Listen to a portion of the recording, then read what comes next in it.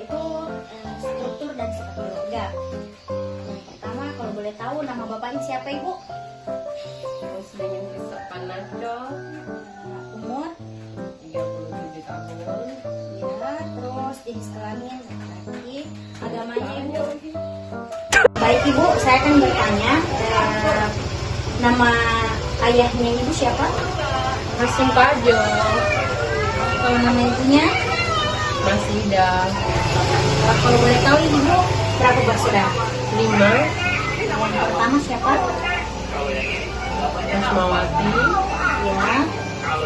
Yang kedua? Alfian, Ya. Astuti, Yang keempat? Terakhir? Taudi. Oke. Kemudian dari orang tua laki-laki suaminya Ibu, Kisah, ibunya, Semi, Bersemi, suaminya Ibu berapa bersaudara? 3, Pertama, Dasa, kedua suaminya Ibu, Muslimin, terus Ismail. berarti suami Ibu anak kedua dan Ibu anak ketiga ya? SMA, Suami SMA. Terus pekerjaannya? petani, sapu kebun, Terus pendapatan per bulan Ibu? rata-ratanya 1 juta sampai 1.300.000 per bulan. Oke. Alamatnya RT 4 Jalan Nagebar ya. Iya. Terus suku bangsanya Bugis Indonesia ya. Kemudian daftar anggota keluarga, kalau boleh Bapak tahu pakai, Mas. namanya Ibu siapa? Hastuti Hasim Pajo, Umurnya berapa Ibu? 36 tahun, Pendidikan terakhir, SMA, pekerjaannya Ibu? ibu rumah tangga, Kemudian anak pertamanya Ibu atas nama? Muhammad Aidil Pratama, Umur? 14 tahun, Tahun. Kemudian sekarang pendidikannya SMP ya. iya, Kemudian anak kedua namanya siapa Ibu? Muhammad Raditya Naufal, Terus umurnya berapa? 10, 10 tahun. iya, 2010 berarti, dari 2014 berarti 10, dari 2024 nih. Iya. Terus anak ketiganya Anak ketiga, Queen Mutiara Zahra, umurnya? umurnya 7 tahun,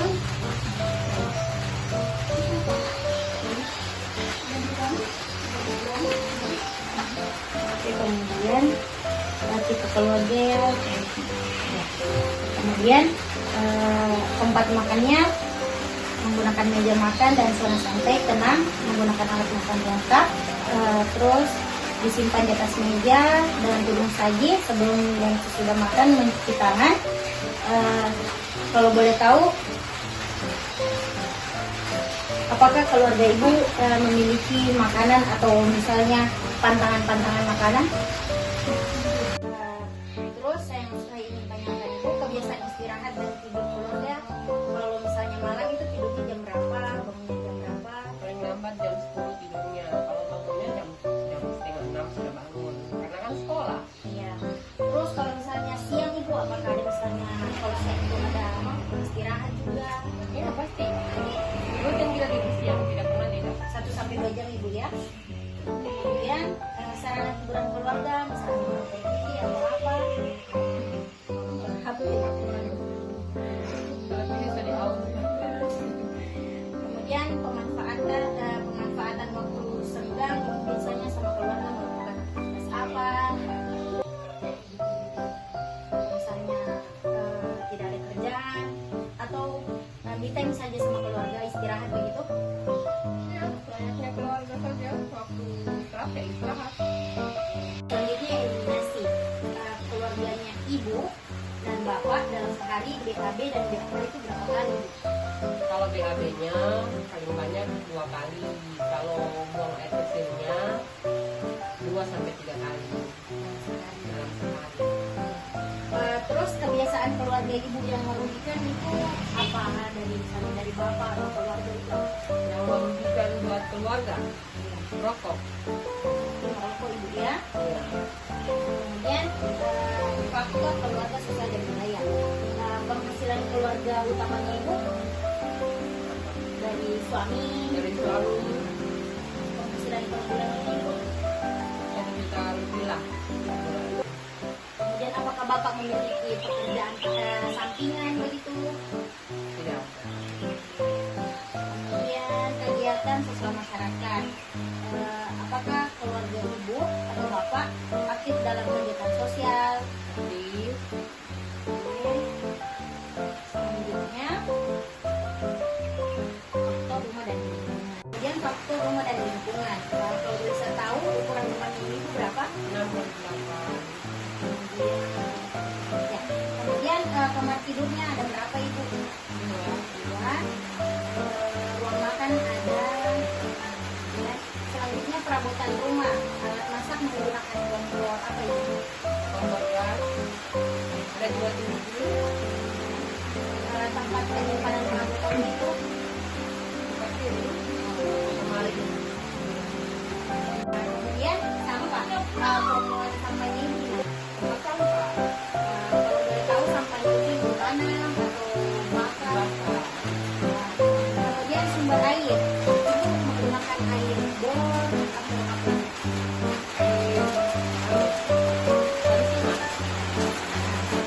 Kemudian penampungan air itu bagaimana?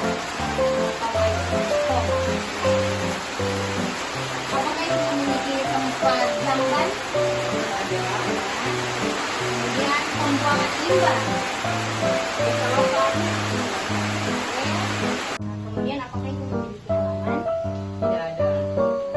Kemudian apakah ibu memiliki kamar mandi sendiri?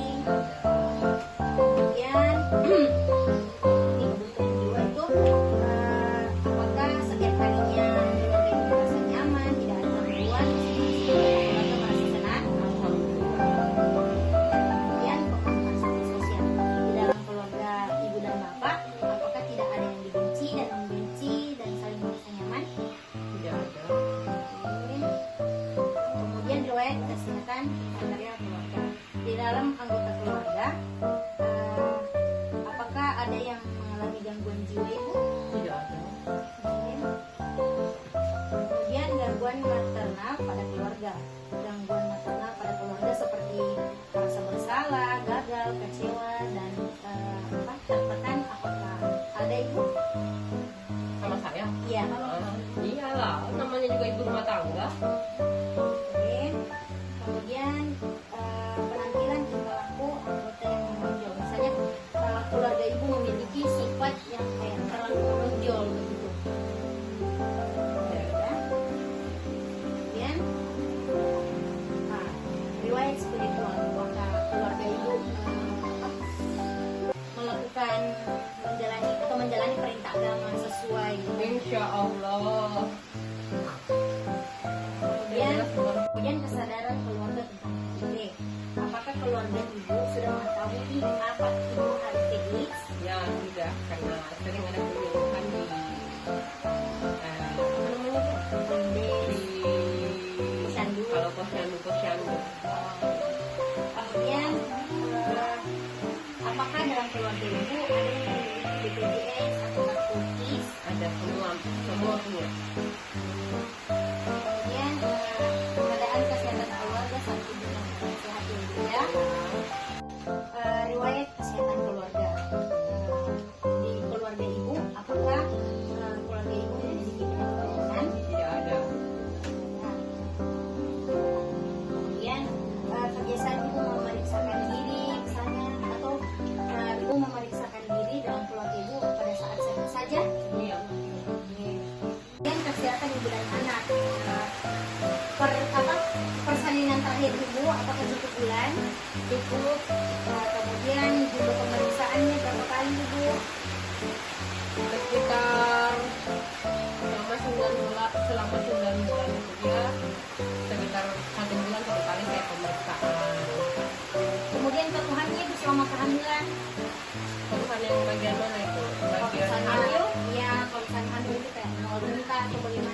hiperhemesis.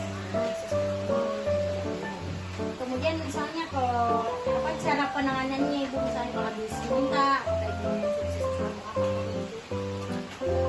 Habis muntah cuma minum, Makan minum ya, tapi sering ibu. tidak terlalu sering. Kemudian riwayat persalinan yang lalu, ibu melahirkan di mana ini? Paling deh.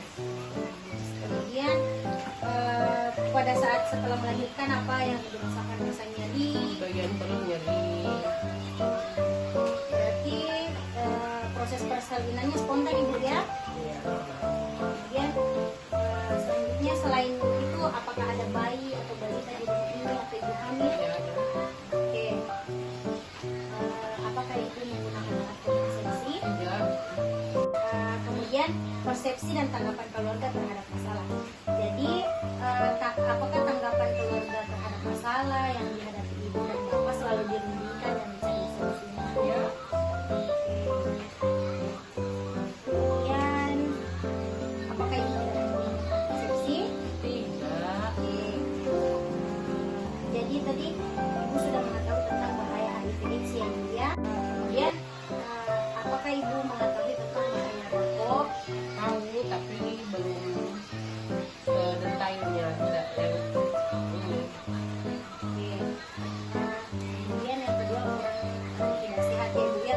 Kalau dilihat ibu ventilasinya sudah mencukupi. Kemudian baik ibu itulah tadi beberapa pertanyaan dari saya. Kemudian saya akan memberikan sedikit edukasi yang mengenai kontrasepsi, penyakit HIV/AIDS, kemudian bahaya rokok, kemudian kebersihan lingkungan. Jadi alat kontrasepsi itu adalah untuk menjaga jarak kelahiran anak, kemudian penggunaan KB juga dapat mengurangi resiko kematian ibu dan bayi karena jarak kelahiran yang terlalu dekat atau terlalu sering. Jadi alat kontrasepsi atau KB digunakan untuk menjaga atau mengurangi kehamilan. Nah, kemudian HIV/AIDS adalah suatu virus yang ditularkan melalui kontak langsung dengan darah, terinfeksi atau cairan pada saat bersenggama. Kemudian tanpa alat pengaman atau kondom. Alat pengaman itu apa sih? Alat pengaman itu seperti kondom yang digunakan untuk mencegah penyakit menular seksual. Segala HIV/AIDS itu seperti gejala HIV/AIDS itu seperti demam, kemudian flu, kelelahan, penurunan berat badan, penurunan sakit malam, dan lain-lainnya. Kemudian bahaya ibu bisa dibaca. Kemudian di sini bahaya asap rokok itu pengertiannya rokok merupakan benda beracun yang memberi efek santai dan sugesti merasa lebih jantan. Kemudian kandungan asap rokok di setiap tubuh di situ ada 4.000 bahan kimia yang 200 yang diantaranya beracun dan 40 jenis lainnya dapat menyebabkan kanker bagi tubuh. Beberapa zat yang sangat berbahaya yaitu nikotin, kemudian karbon monoksida atau CO. Kemudian penyakit yang disebabkan oleh rokok.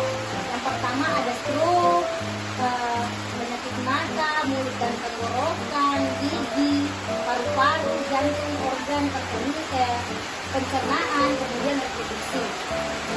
Selanjutnya, menjaga kesehatan mengurangi risiko terkena berbagai penyakit. Penyakit kulit terjadi lebih baik jika terlihat sering atau terus. Kemudian memiliki anak atau bayi yang sehat, memberikan contoh teladan bagi anak-anak untuk masa depan, menghemat uang, tidak mengganggu orang lain dengan adanya asap rokok dan tidak harus lagi ketagihan merokok. Kemudian ada pun beberapa caranya untuk berhenti merokok, yaitu mempunyai tekad untuk berhenti merokok, buang sama rokok yang dimiliki, menjauh dari tempat Anda bisa merokok atau orang yang sedang merokok. Ajak teman dekat keluarga Anda untuk berhenti merokok, sama kesehatan yang selalu sibuk, pola lalu teratur, makan teratur. Apabila masyarakat keinginan untuk merokok, ganti dengan mengingat permintaan.